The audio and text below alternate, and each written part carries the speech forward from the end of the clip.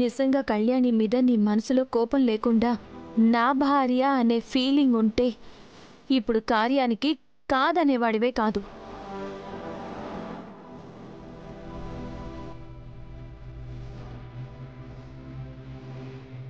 అనుకోకుండా కోపంలో పెళ్లి చేసుకున్నావు, కానీ కళ్యాణి నువ్వే ప్రాణం అనుకుని బతుకుతుంది.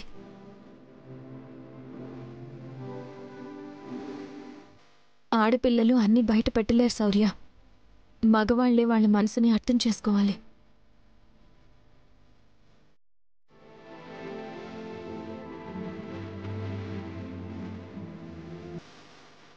శౌర్య,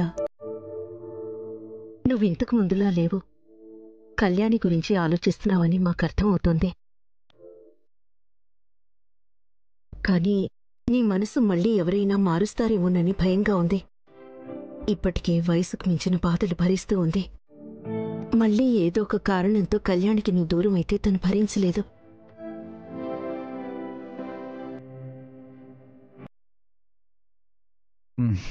నిజం చెప్తున్నాను, కళ్యాణి అంటే నాకు ఎలాంటి కోపం లేదు.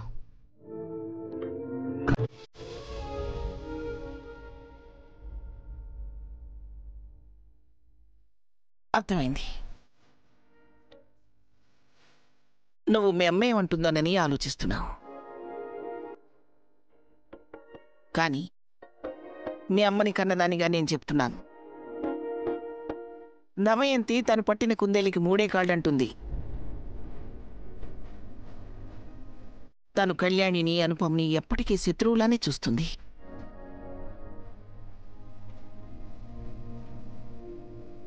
శౌర్య, మా కళ్యాణి అంటే ఎంత ప్రేమో నువ్వన్నా కూడా అంతే ప్రేమ. మీరిద్దరూ కలిసుంటే చూడాలనేది మా కోరిక. ఈరోజు నువ్వు కార్యానికి ఒప్పుకుంటే మేము లేకపోయినా నువ్వు కళ్యాణి కలిసి ఉంటారనే నమ్మకం మాకుంటుంది. కాదనకో.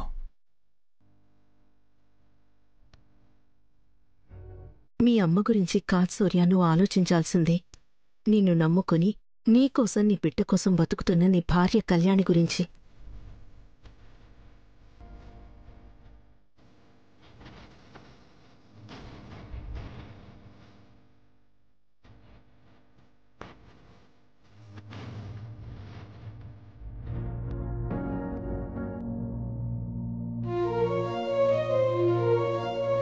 ఇప్పుడేంటి?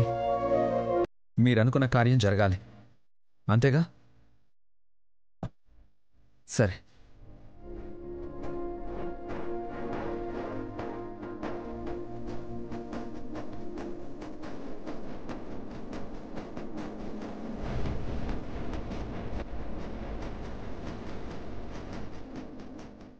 చెల్లి, మీ ఆయన కార్యానికి ఒప్పుకున్నాడు. పరమేశ్వర, శౌర్య మనసు మారింది. ఈ కార్యం అయ్యేంత వరకు దమయంతి తిరిగి రాకుండా చూసుకునే బాధ్యత నీదే తండ్రి. తదాస్తు. ఈ రోజు ఈ కార్యం జరుగుతుందంటే దానికి కారణం నువ్వే. అవుననుష, అమ్మ చెప్పినప్పుడు అనుకున్నట్టు జరుగుతుందా అనుకున్నాను. అమ్మ నమ్మకాన్ని నిలబెట్టావు. సెంటిమెంట్ సీన్ చాలు. నెక్స్ట్ రొమాంటిక్ సీన్లోకి చెల్లిని, శౌర్యని మన దగ్గరుండి తీసుకువెళ్ళాలి.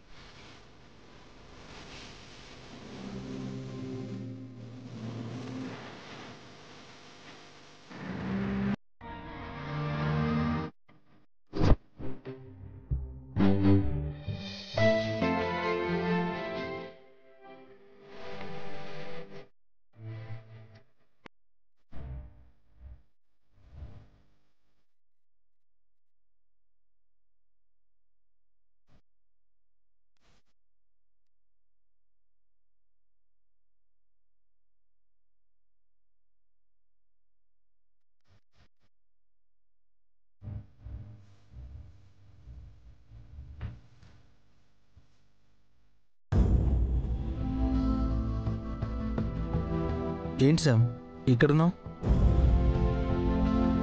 శామ్, దేని గురించి అంతలా ఆలోచిస్తున్నావు?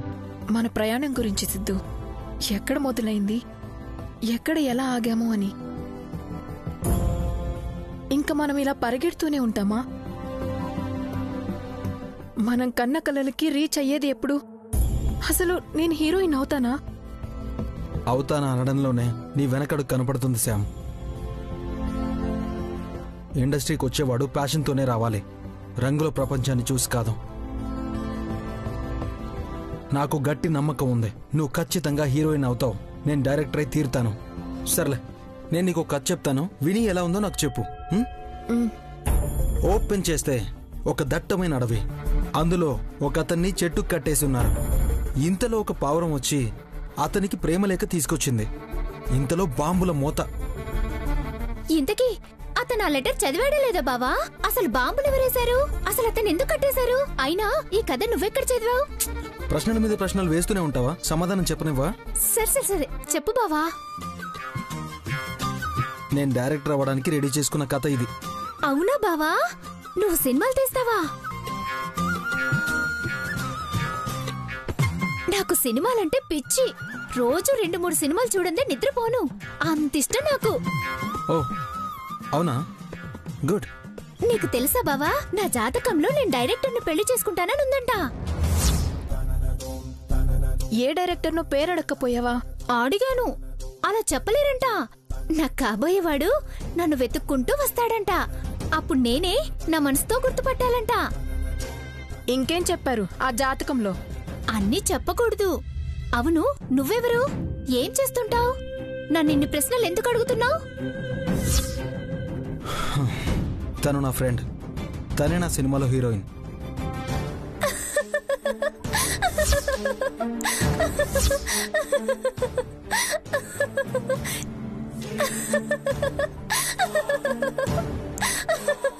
తనను పెట్టి సినిమా తీస్తే నువ్వు తనే కూర్చొని చూసుకోవాలి బావా.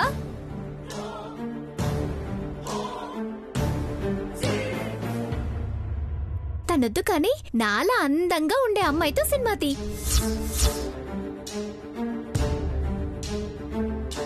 రాజమౌళి కంటే పెద్ద పేరు రావాలి. అప్పుడు నేను రమా రాజమౌళిలా కాస్ట్యూమ్స్ దగ్గర నుంచి అన్ని నేనే చూసుకుంటాను, సరేనా? ఇది బాగా ఓవర్ చేస్తుంది. బావా, నిజంగా ఈ అమ్మాయి నీ ఫ్రెండే కదా? అవును, అంతే, అంతకు మించి ఇంకేం లేదు. నువ్వు ఇక్కడే ఉండు. శామ్, శామ్ ఆగు. బావా బావా.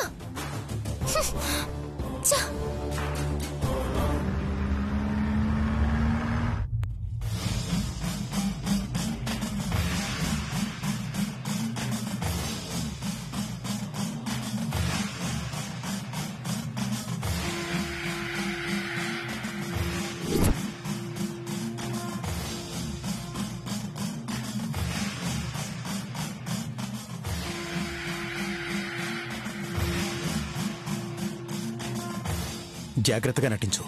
మా ఆవిడ ఆవులిస్తే పేగులు లెక్క పెడుతుంది. అలాగే సార్. వచ్చినట్టుంది.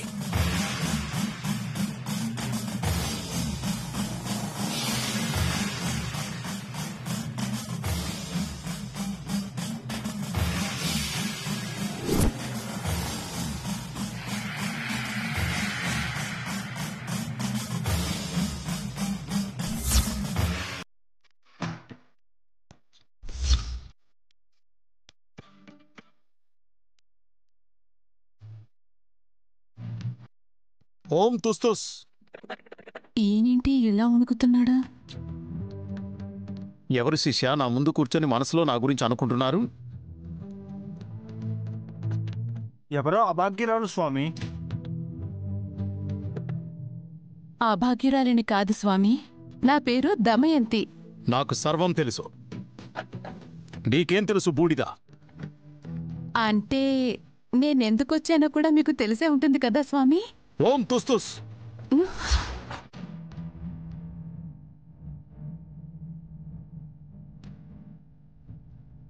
రే బాజీ, అమ్మా, ఈయన వణికి ఫిట్స్ వచ్చిపోయేలా ఉన్నాడ్రా. ఏమది? మా గురించే అనుకుంటున్నారు? చెడుగా కాదు స్వామి, మీరు భలే వణుకుతున్నారని అంటున్నారు అమ్మగారు. మూర్ఖులారా, నా పేరు తెలీదా మీకు? అంటే మర్చిపోయాను స్వామి. నా పేరు వనకానంద స్వాముల వారు. ఓం తుస్తుస్. నవ్వకూడదు. శాపం తగులుతుంది. క్షమించండి స్వామి. ఇప్పుడు నాకు మీరే దిక్కు. మీ కష్టం ఏంటో చెప్పే ముందు వెళ్ళి వేపాకులు కోసుకురండి. ఈ టైంలోనా? అవును, వెళ్ళండి.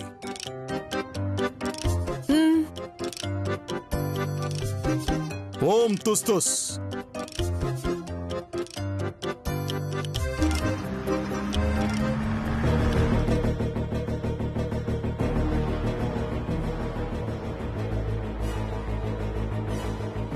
ఏంటి సామిది, నువ్వు ఇలా వచ్చేస్తే తనేమనుకుంటుంది?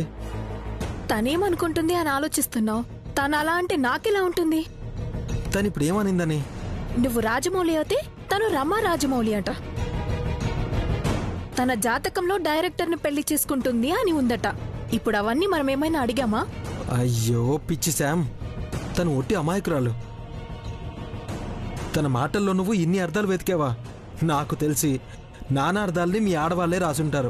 నీకు జోక్గా ఉంటుంది సిద్ధు. తనేం నువ్వు అనుకునేంత అమాయకురాలేం కాదు. కావాలనే గుచ్చిగుచ్చి చెప్తుంది.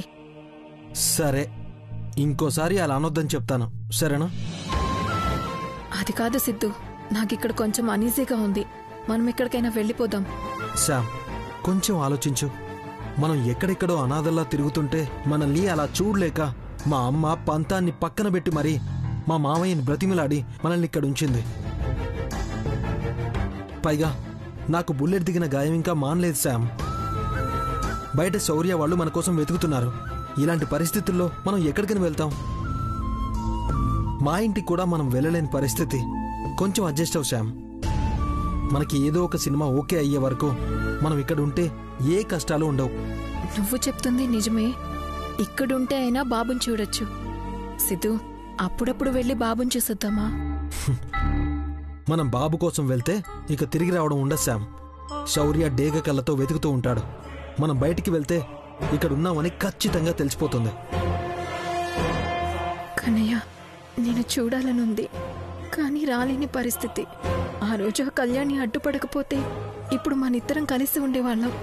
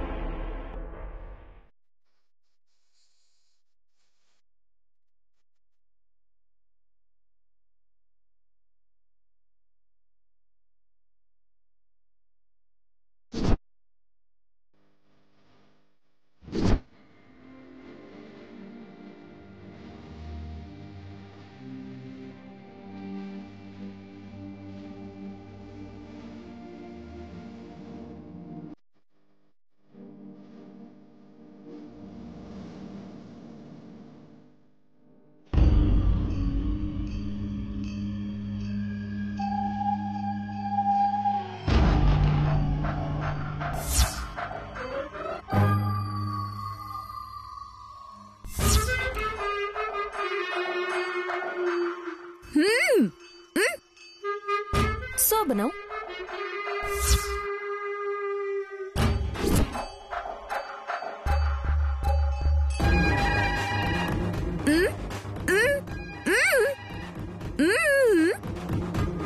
చీకటి పడింది కదా, మీ మౌనవ్రతం ఇంకా అవ్వలేదా?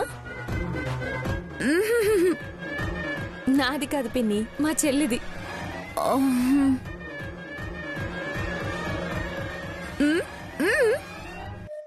కళ్యాణి.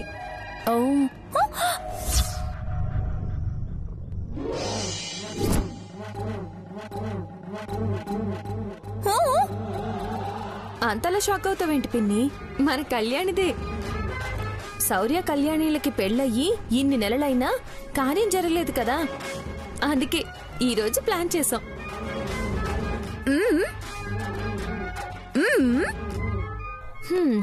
ఎవరైనా వద్దు అంటారా?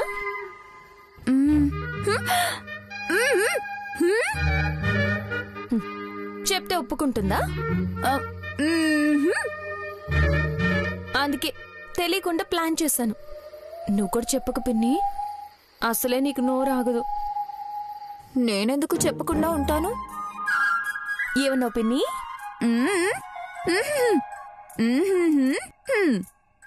ఓ పూల వాసంతో మై మరిచిపోతారు. చూస్తూ ఉండు. గదిలో ఆటలాడిస్తూ మనం ఉంటే వాళ్లే ఇక వెళ్ళండి అంటారు.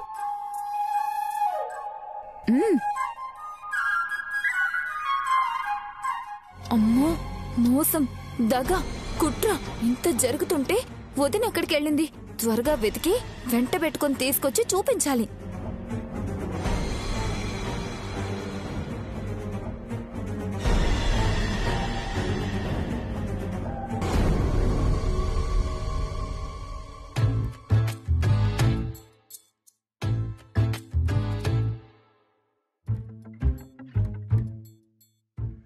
రే బాజీ, త్వరగా వేపమండలు తెంచరా. నేనా అమ్మగారు?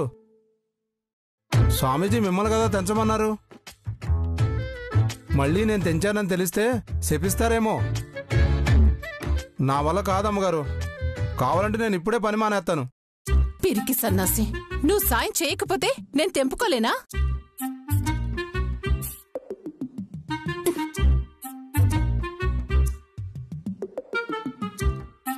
పట్కా.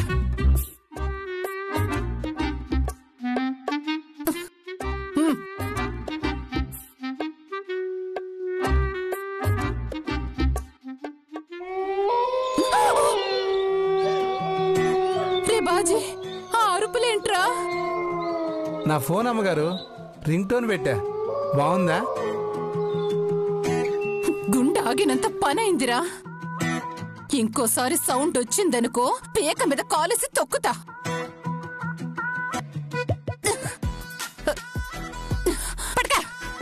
అక్కడ కార్యం జరిగిపోవడం గ్యారంటీ.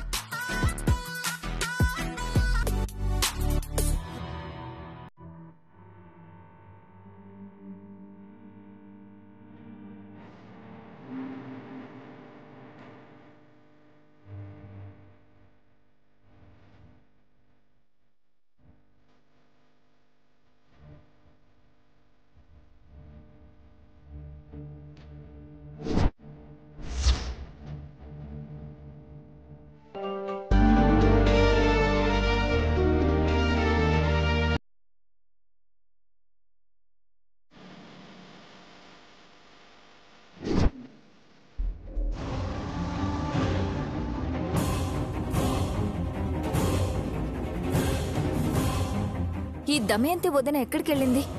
అసలు దమయంతి వదినకి విషయం తెలుసా? ఇంట్లో లేకుండా ఎక్కడికెళ్ళింది? ఫోన్ చేసి ఈ విషయం చెప్దామనుకుంటే కర్మకాలి ఈ రోజే మౌనవ్రతం ఉండాల్సి వచ్చింది. సరే, మాట్లాడకపోతేనే మూగ భాషతో మాట్లాడితే అర్థం చేసుకుంటుందేమో చూద్దాం.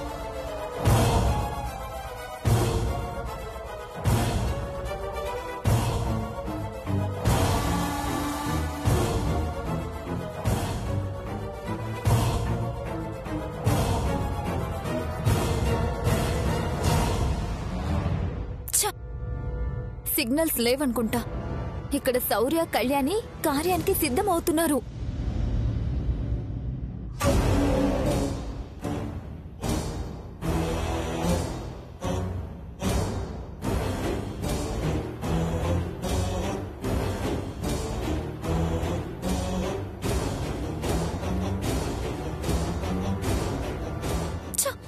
ఇప్పుడెలా?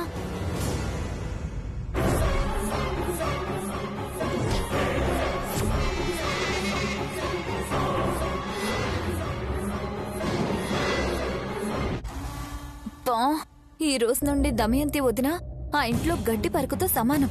నేను తప్ప మా ఇంట్లో అందరూ ఆనందంగా ఉంటారు. అలా జరగకూడదు. దమయంతి వదినికి ఫోటోలైనా పంపిస్తే చూసుకుంటుంది.